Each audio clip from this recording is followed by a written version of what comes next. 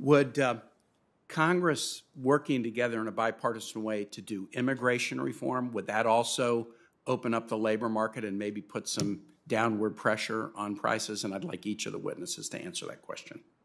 Yes, and Senator, I do agree as well. The United States labor force is aging. I'm a good example of that. And the baby boomers are moving on. The millennials are a big generation, but the United States is going to need more workers. Immigration is and has always been a source of extraordinarily important labor market growth in America. And there is absolutely no doubt that we need to have immigration reform and we need to allow in more immigrants. Senator Graham? Well, thank you. On immigration reform, I'll just tell, Dr. Reich, I know you've been involved, that if we don't secure our border first, there will be no immigration reform.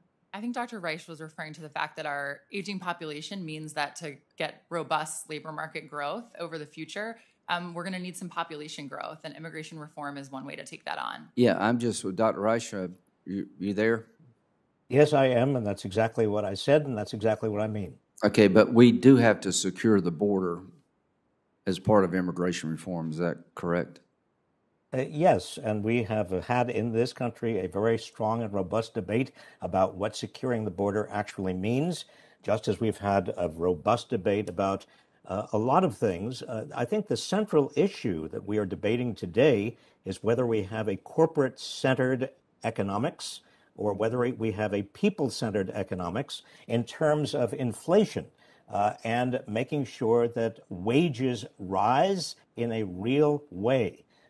And as somebody who's been involved in labor policy for the last 50 years, I can tell you that from the World War II until the late 1970s, we had a growing middle class, we had lower inequality, we had more opportunities for people in this country, and starting in 1980, we actually had a U-turn. And most Americans have not had much of a wage, if at all, but corporate profits continue to grow to the point where last week we learned that corporate profits are at a 70-year high.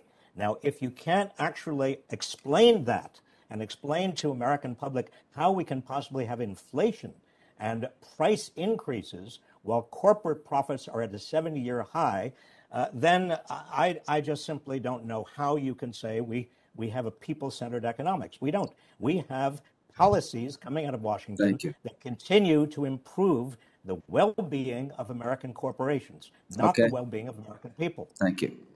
So I totally disagree with what you just said.